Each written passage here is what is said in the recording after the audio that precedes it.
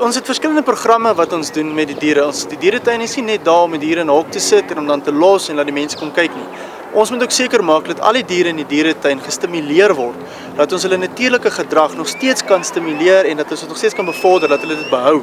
So wat ons doen is, ons het soos byvoorbeeld nou die lam wat ons ingegooi het, dan help ons natuurlik dat die krokodille kom en hulle kan byt en hulle kan ons noem dit die death roll in Engels, die doodsrol wat hulle gryp en hulle spin en dan trek hulle nou groot stukke vleis af en dan kou en dit is 'n natuurlike manier van hulle om hulle kos af te skeer of stukke vleis af te skeer van 'n karkas af en te eet.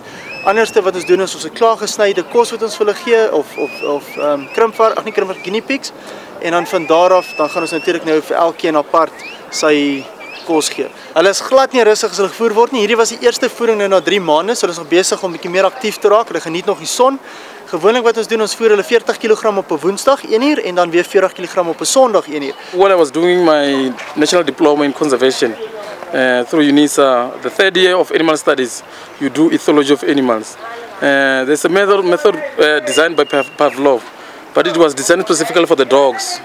When he whistled them, they come and they give them a reward, which is food.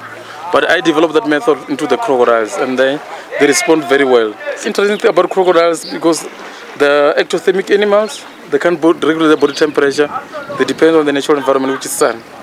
That's why they become inactive during the winter. When they swim, there's a second eyelid way. They close it, but they can see you.